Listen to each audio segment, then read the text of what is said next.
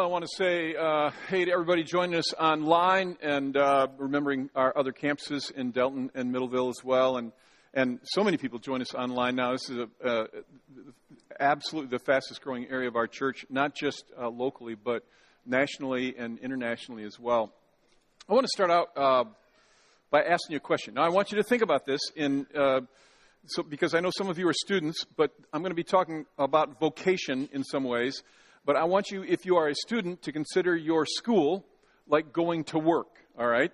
So if you are a student and you go to school, I want you to consider that like your job. You go there and you do your thing. And let me just ask this question because I think it's really an interesting one.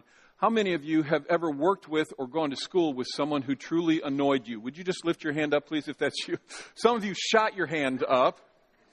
Others of you didn't bother to lift your hand up because I already know you're lazy and so you're not going to bother anyhow. I know how that works. But the truth is that all of us could lift our hand over that. We work with people sometimes that are annoying. We have to, go to school or we have someone and they just drive us nuts and they work by us. And let me ask a second question. This one's also, I think I pretty well know the answer to this one, or for the most part. How many of you have ever worked for someone? In other words, you've had a boss or a teacher that you truly... Now, before you answer this, if you work at TVC, we're not asking you to take part in this, but you had a boss or someone, that you work for that you truly disliked. Would you lift your hand if you had... All right, a lot of you work for people you did not like. It's interesting how that works. It's like, oh my gosh, we go to work and we think it should all be good, and it's not so great. When I was 16, I left home. And I had to support my own way, and so I worked in a lot of different jobs. I was never fired. I've never been fired my whole life, but I worked lots of part-time jobs. One particular job that I worked at, it was a retail business, and I don't know how to say it in any other way than the guy that owned this business was just depressing to be around. He'd come in at night when we were closing up the place, and he'd go, well, another day, another dollar. And I mean, it's like you want, you're horrible, But the worst part of working for him is that no matter how hard you worked to please him, you never could. Some of you know what I'm talking about. It was one of those bosses where you could never please him. You would knock yourself out to do everything just so, and then he would come in, he would see it, but he would not acknowledge it, and then he would notice something else that was not perfect, and he would criticize you for it. And so I finally got to the place where I said to myself, this is a part-time job. I'm not real happy here. And so I decided I was going to quit. So the next day, I'm working there. And when he comes in at night at closing, because he would come in and take the cash and everything at closing, he came in and I said, hey, I called him by name. I said, I just want to let you know that I'm quitting and wanted to see how much notice you would need me to give you. I want to be able to give you appropriate notice. Before I could even finish that sentence, he went, you're fired, just like that.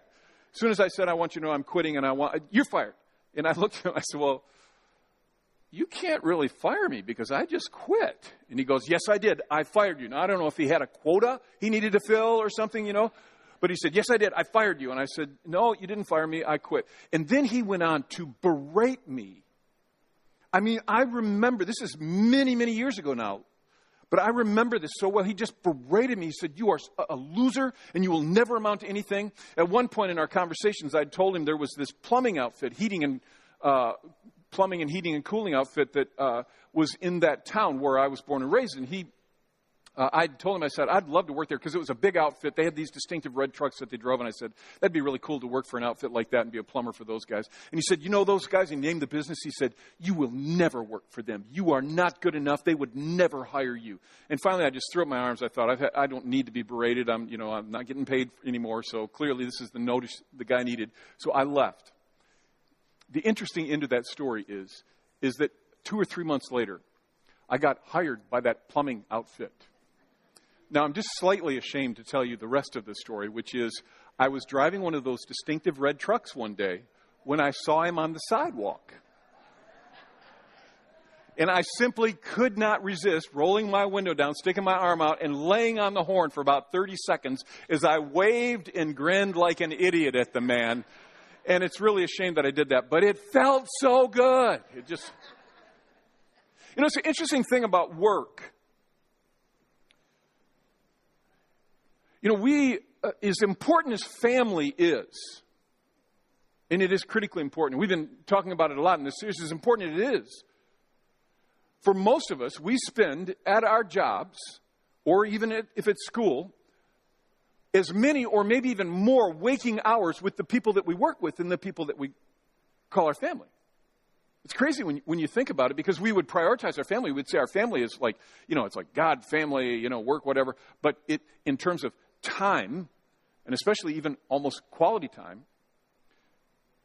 often it's more hours are spent right there at work. And work, of course, places a certain level of performance demand on you. It's not like home, where you can, as Dad always said, scratch where it itches. You can just relax and lay back. It's not like that kind of thing. You got to perform. You're there. And so you add the performance level, the amount of hours, and then the eccentricities of the people that you work with, the weirdness, the annoying parts of the people that you work with. And then you add, all those things together. And sometimes work can just be like very hard. Very hard. Some of you who are listening to this, you view work these days as an endurance contest. You have to work because you have to pay your bills and all that. You have to go to school because you need your education, and your parents would kill you if you didn't go. But you don't view either one of, it's like, I view that as something I have to endure and get through, and you hate it. You hate it. It's like this miserable, frustrating thing that you have in your life. And many of us have had these thoughts. Maybe you haven't said them out loud, but at work you've actually had the thoughts, if you would just tell me what you want me to do, just give me my job and then leave me the heck alone. I will do the work and I will get it done and I will be much happier and I will do what you want, but just leave me alone. And so many of you have thought that. If you could just make the people around me go away, I'd do my job and I'd be happy. Because people can drive you nuts at work sometimes. Come on, anybody with me on that? I mean, I know this. I've often said, I'd be a great pastor if it wasn't for people.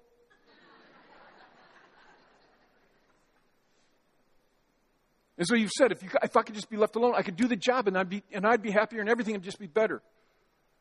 But it's not that simple. In fact, it's not even better. See, the truth is, as human beings, collectively, we are like an organism.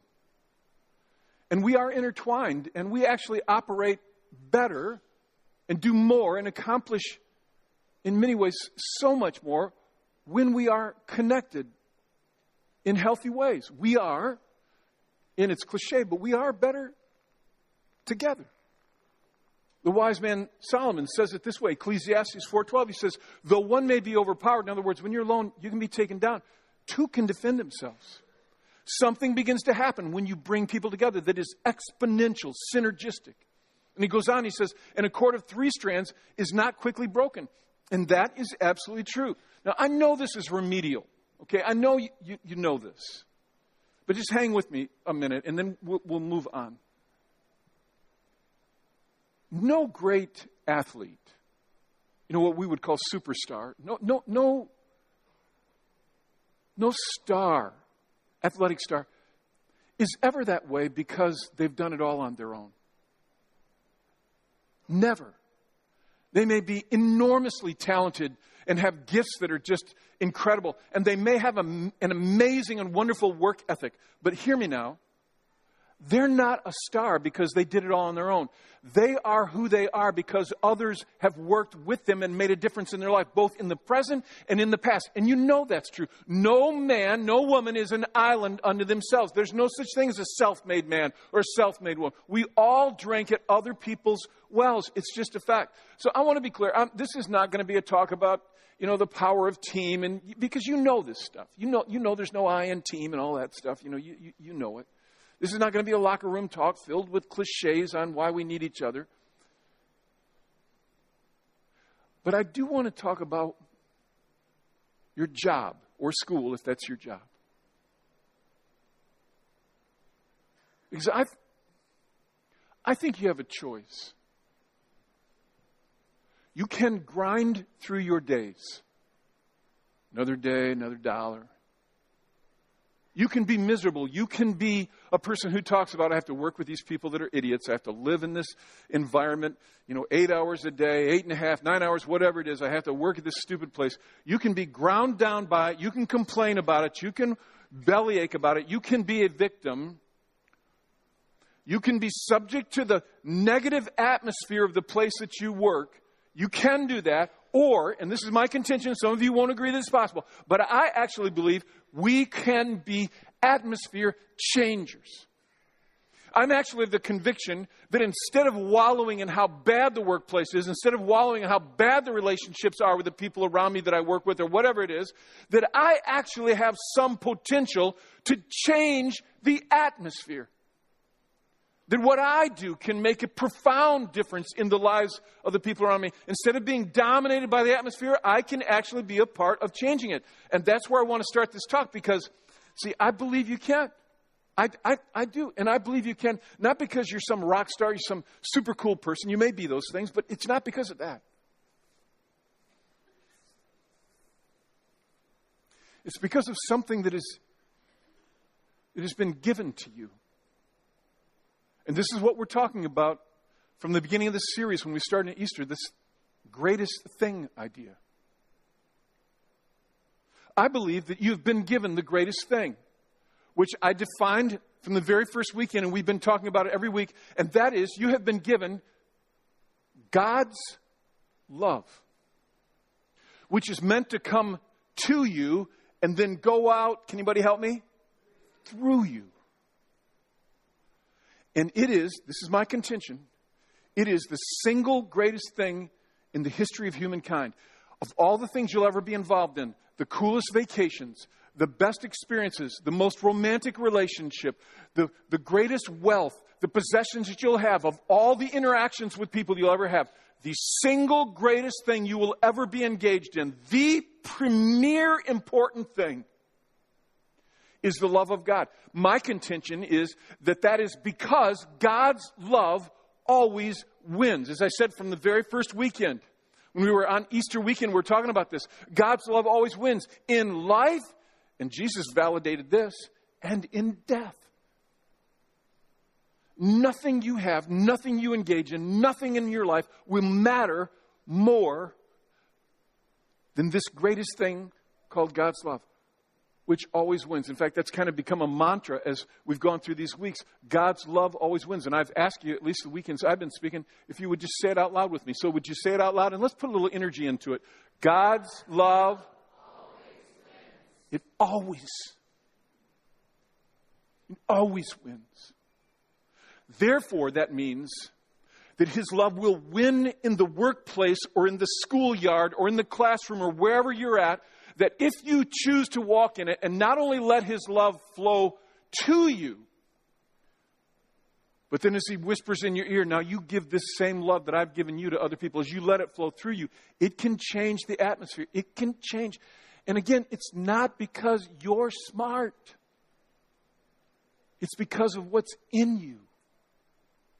You've been given God's love, which is manifest by His very Spirit. This is what I love about what it says in 1 John 4:4. It says, you, dear children, are from God, and you have overcome them. Referring to the forces of darkness, the darkness in the world around us. You've overcome them because the one who is, what are these two words? In you. The one who is in you is greater than the one who's in the world. In you.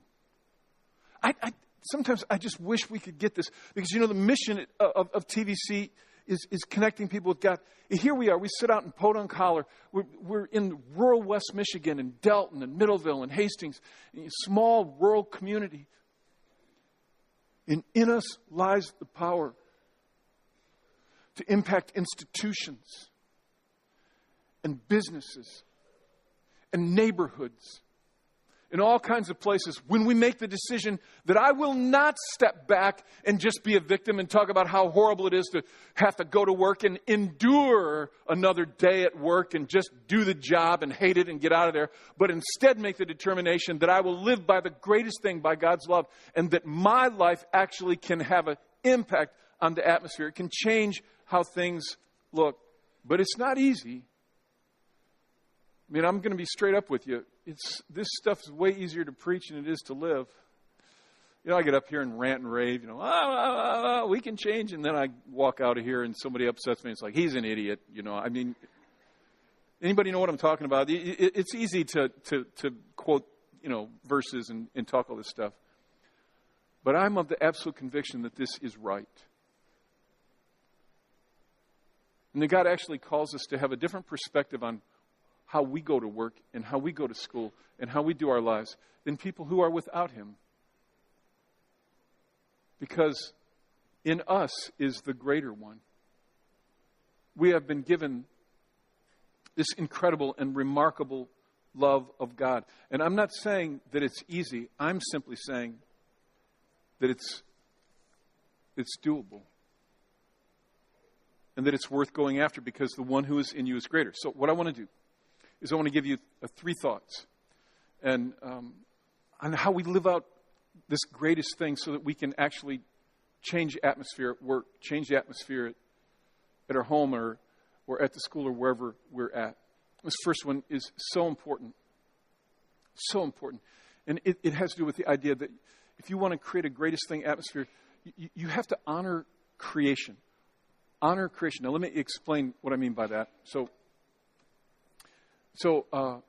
some of you are going to be like me. I'm a fairly driven person. My wife says I have 2 speeds, on and off. And if I'm on, I'm just, and if I'm off, I'm like, that's all there is in me. And when I'm on, I find myself zipping from one thing to the next. Anybody in here like that? I'm just moving on, baby. I'm going on. I got something to do. And it's so interesting. This happens to me periodically that I'll be in the middle of my, Zoom. I'm on to the next thing. And then somebody by me who's a little bit more observant in life will go, oh, wow, look at that. Now, sometimes I just race on by. I'm like, I don't know what you're seeing, but forget it. I'm on to the next thing. But sometimes I'll stop and I'll be like, what? And that. And then they'll point to some wonderful thing. Maybe it's a sunset. Maybe it's the laughter of a child. Maybe it's just the look on someone's face. It could be 1,000 different things. But what happens in that moment when I stop and say, what? And then they go, that. And then I look and go, oh, wow. Now that's awesome. You ever had that happen to you? You're going through your day, you're rushing. But then somebody who was observant said, whoa, look at that. And then you backed up and you saw it. My brother... my older brother, Rick, who passed away just 2 days away from that 1-year anniversary of Rick dying. Rick had an amazing eye for beauty. Sometimes it stunned me, actually. He'd come up and visit me. I walk the Yankee Springs Woods and Trails area. I live here, and so I walk them. I've done it for years and years, and I do it almost every day in some fashion. And so he'd go on walks with me when he'd come up, and we'd be walking along, and we'd be talking, and suddenly I realized he's not with me, and I look back, he's like 10 yards behind me. I'm like, dude, what are you doing? And he's squatted down, and he's just looking at something. I'm like, something die back there? What's going on? It's like, he's just kind of waved me off. I'd say, you coming? Just a minute. And he was this amazing photographer. He had the ability to shoot pictures of things that just blew me away. And he'd pull his camera out, and he'd take a picture, and I'd walk back. And this is the terrible truth. Sometimes I'd walk back, and I'd look at what he was taking a picture of. And it was like a stick.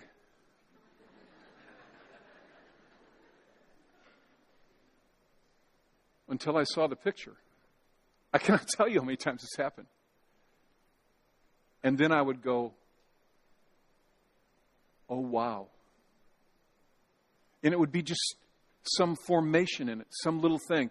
And I'd walked by it dozens of times and never seen it until somebody said,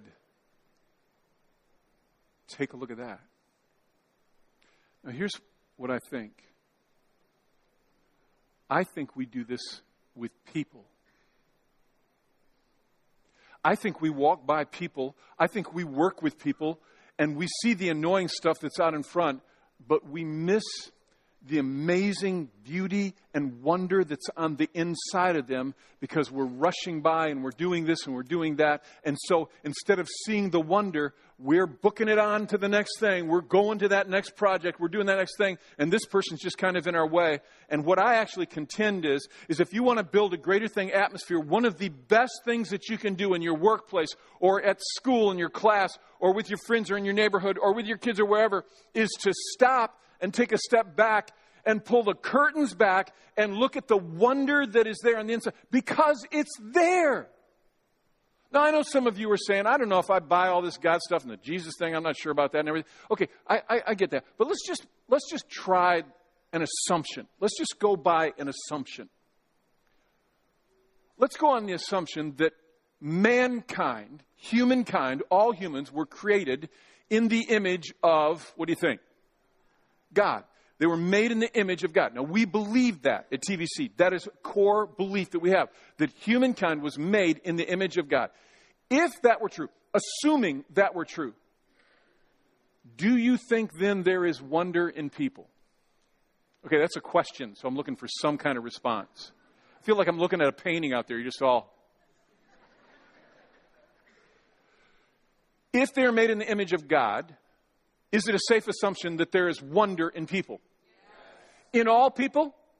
And I know some of you are going, you don't know my boss. He was made in the image of Satan, you know. I know sometimes it feels that way. But if it's true that every human being was made in the image of God, then there is wonder in them. And you may have to push the curtains back, and you may have to push through the brush. You may have to get to the back of the wardrobe to find Narnia. But there is wonder there. And my contention is that when we see it, and then we actually call it out, something remarkable begins to happen. Actually, more will begin to show up. Because what you center in on, you see. And I just think some of us, we need to be challenged along these lines. This is a huge thing. I read a book a while back. I thought this guy had a great thought. He talked about what he called conversations based on 4 letters. And those 4 letters are I, C, N, and U. And they simply represent the words that you would say if you're saying the letter. I, C, and you.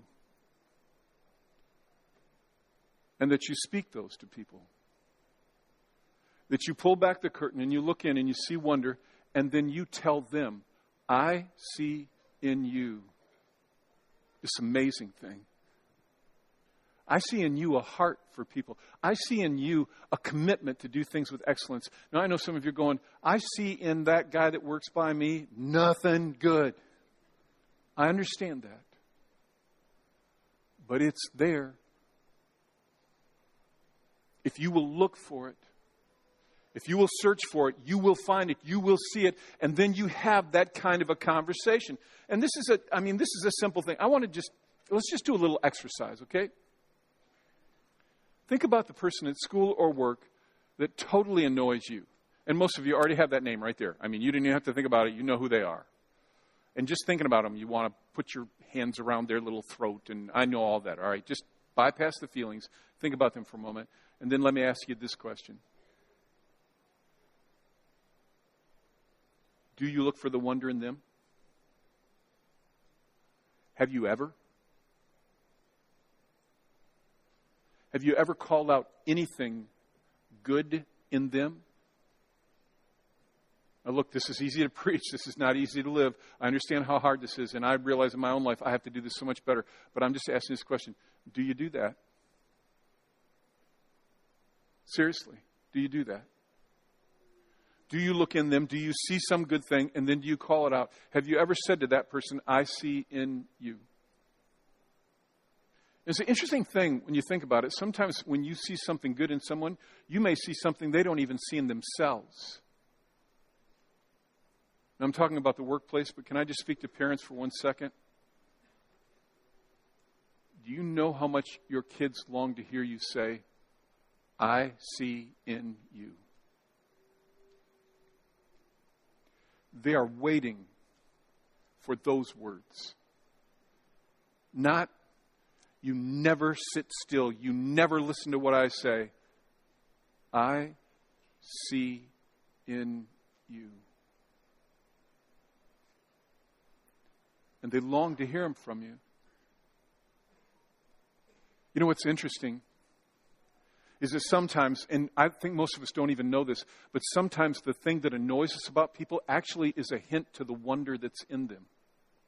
But because it grates on us, it's like we can't see it. But it's a hint to it. I heard Sir Ken Robinson give a TED Talk, which I just loved. He talked about a conversation that he had with a woman named Gillian Lynn. Gillian is now in her 90s. Retired dancer, choreographer. And he asked Gillian, and she had, by the way, unbelievable success. Choreographed for things like the production Cats. I mean, just unbelievable. And he asked Gillian, he said, what was it like when you were young? And she said, it was not good. It was not good. She said, in school, it was like I just couldn't sit still. I was just distracted and upsetting, it seemed like, to everybody. In fact, it was so much, she told him, that my school wrote my parents and said, we think your daughter has a learning disability. Now, this was in the 30s. They would have probably said it was ADHD or something, today, but back then there wasn't that kind of language. So they said, we think your daughter has a learning disability. So her mom, who was a conscientious person, decided to take her to a specialist, see if maybe they could help her deal with this learning disability that this little girl named Gillian had. So Gillian said they went to the specialist. She said, I sat on my hands for 20 minutes trying not to move as my mom explained all the problems that I was going through and the distraction I was to other students and how bad it was at the school I was at and how terrible things were. And after 20 minutes of my mom talking, she said, the specialist looked at me and said, now, Gillian, I want to talk to your mom privately. We'll be back in a minute. We'll just be outside, but we're going to go out there and talk. And he said, you just sit here. It'll be okay. And as he was walking out the door, he turned the radio on his desk. And then he walked out the door, and Mrs. Lynn, Gillian's mom, followed him out. And then he turned and he said, now just look. Because as soon as he'd shut the door, Gillian had gotten up off of her chair, and she's walking around, and she's moving, and she's doing all these things, and the music is playing from the radio. And he looked at her and he said, just look at your daughter. Look at your daughter. And then he said this. He said, Mrs. Lynn, your daughter is not sick. She's a dancer. Take her to dance school. And her mother did. And Ken Robinson said to her, what was that like? And she said, oh, it was amazing because it was like a school full of people that were just like her. They couldn't keep still. And they had to get up and move to think. And she went on to become an accomplished solo ballet dancer. And then to start her own production company. And then to choreograph for shows that would wow and impact millions of people.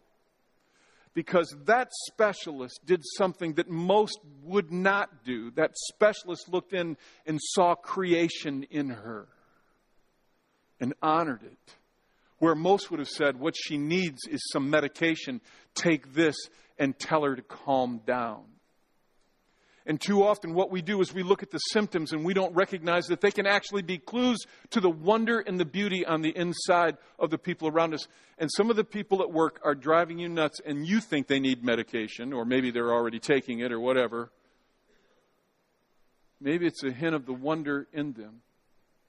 Because we are gloriously made by God. We are wonderfully made. The psalmist understood it. I love this. He says, thank you for making me so wonderfully complex. Your workmanship is marvelous.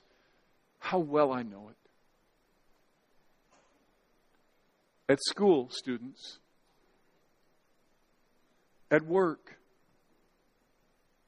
Do you see the wonder? And then do you call it out? I see in you. First, you honor creation. Real quickly, second thing, I'll get to it here, is if you're going to do this really, it really means sacrifice. When you think about it, so much of life, when you're really doing it right, is about is about sacrificing what's comfortable for you, for other people. If you want your workplace to become a greater thing kind of atmosphere, it's going to mean you sacrifice. You know, there's a scripture, most of you are familiar with it, John 3:16. For God so loved the world that he gave his one and only Son, that whoever believes in him shall not perish but have eternal life. Now, a lot of you have heard that, and we've focused in on this part. That you believe in him and you'll not perish, but you'll have eternal life, and that's wonderful. I just want to look at this first part. It says, for God so loved the world that he what? That he gave. Do you know that you could actually insert the word there parenthetically, that he sacrificed? I mean, right? You really could. He did what he really did not want to do. And you say, well, God wanted to do it. Yes, on one level, but on another level he didn't. Do you remember Jesus in the garden just before he's betrayed and going to be crucified? He says, Father, if there's any way you can take this cup from me, do it, but I'd rather have your will done, so okay. Sacrifice. See, sometimes I think whether we're at work or whether we're at school or wherever we're at, we've bought into this notion that if you're truly happy, it doesn't mean you'll ever sacrifice. Actually, the people who are truly the happiest sacrifice on a consistent basis. And there are wonderful mountaintop experiences, but most of life is lived in the trenches. Would you agree with that? And that's where you sacrifice sometimes. That's where you say, I see what you're saying, I don't agree, but it's all right. It's all right for you to see it that way. You know, where you can see that kind of thing happen best, or where it should happen best, is in a married couple, because men and women so often see things differently. I mean, you know, this is a terrible blanket statement, but it's mostly true, is that men tend to be fixers, right? Men are just like, okay, we have a problem, let's fix a stinking thing. But the woman wants to experience it more fully, to talk, to be listened to share this thing. And the man's like, oh, well, heck no, just let's fix the problem, let's take care of it. And I saw a video recently, and I've actually shown it here within the last, I don't know, several years probably. But I think it so identifies this. And most of you have probably seen this because it's had millions of views. But I think it says it so well. Take a look. It's just, there's all this pressure, you know? And sometimes it feels like it's right up on me. And I can just feel it. Like literally feel it in my head. And it's relentless. And I don't know if it's going to stop. I mean, that's the thing that scares me the most, is that I don't know if it's ever going to stop. Yeah. Well, you do have a nail in your head. It is not about the nail. Are you sure? Because, I mean, I'll bet if we got that out of there... Stop trying to fix it. No, I'm not trying to fix it. I'm just pointing out that maybe the nail is causing... You always do this. You always try to fix things when what I really need is for you to just listen. No, see, I don't think that is what you need. I think what you need is to get the nail See, you're out. not even listening now. Okay, fine. I will listen. Fine. It's just, sometimes it's like there's this achy, I don't know what it is. And I'm not sleeping very well at all. And all my sweaters are snagged. I mean, all of them. That sounds really hard. It is. Thank you. Ow! Oh, come on. Ow. If you would just... Don't. I cannot tell you how many times I've watched that silly thing. But it's so true. And I love the part where, you know, she's saying, I just had this achy in his eyes go off to the side like, this could be resolved. We could, but then he's willing to say, okay, it must be hard. Can I just ask you to do that with people that you're engaged with at work? Yeah, I can see where that'd be hard for you. That's called sacrifice. And sometimes that's just the step that you have to take. You have to sacrifice. So, honor creation, sacrifice, last thought, and this is this idea of, forgiving.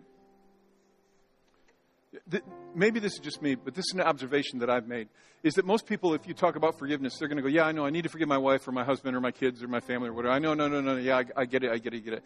But when it comes to work, it's like we think they're just idiots, and we don't seem to put this idea of forgiveness needs to go to them as well. They've offended me. I either need to quit or they need to get fired or something bad needs to happen to them. They need to die, whatever it is. It's like we don't think in terms of forgiveness for the people we work with. But this is what the Bible says. And I mean, this is very clear on this. It says, you bear with each other and forgive one another if any of you has a grievance against someone. You forgive them. This is what he says. You forgive as the Lord forgave you. Which means they don't deserve to be forgiven, but you forgive them. This is like job one. You forgive them. You let it go. Now, I know some of you are going, it's just not that simple. They betrayed me or they lied about me to my boss or I understand all that. I understand they don't deserve it. I understand they're bad. I get all that. That does not alleviate the need for you to forgive. You know what they say? They say unforgiveness, not forgiving, is like drinking poison, hoping the person who hurt you dies. And it just makes you sick. Now, someone said to me last night, as soon as you started talking about forgiveness, Jeff, tears started rolling down my eyes. But how do you do that? How do you do that? And this is my response. Just as an act of your will. You forgive by faith. Now, what does that mean? That means that you can forgive someone and not feel better. This is where people get so screwed up about forgiveness. They think if I forgive, then I suddenly have to go, I forgive. Everything's wonderful. That doesn't feel like you can forgive and still have feelings of anger. You can't avoid. You can't just shut down your emotions, your anger. Sometimes it's there. You can forgive and you can have feelings of pain and hurt and frustration and sometimes even little scenarios that try to run through your mind. But when those happen, this is what people who forgive do. They say, "No, I forgive them. I forgive them. I forgive them." And you may have to say that 1,000 times. And you do that, and then one day, those feelings lift, and it changes. But it starts by you, by faith, forgiving them. I forgive that person. I let it go. You know what a beautiful picture of forgiveness is? Baptism, actually. Especially the way we do it at TVC, where you're talking about immersion. So when that person is baptized and they go down into the water and then they come up out of the water, it's like they've been washed of their sins, of their past, and they come up free symbolically of that past and that sin. And that's what you do when you forgive. You wash people of their sin and you let it go. And you release it. And you don't just free them, you free yourself. You honor the wonder, the creation in them. So, it's just so powerful. You willingly sacrifice and you forgive. I don't know what God's speaking to you. I hope you respond to that. Speaking of baptism is what Christians do when they say to the world, I'm all in for Jesus. We're actually doing baptisms right here next weekend, all of our services. If you're a follower of Jesus and you've not been baptized, you can be. Sign up out at the Next Step area. Call the office, whatever. Send us a carrier pigeon. It'll all work. And come next weekend and be baptized. Invite your family. See what God does. All right. Enough. Let's stand to our feet and we'll close with prayer. If you need help, if you just saying, I want to take some next steps. I don't know what to do. Just go out to the Next Step area and they'd love to talk with you and help you in any way they can. So God, now help us to go and to take these things that we've heard and learned and processed a little bit and actually act on them.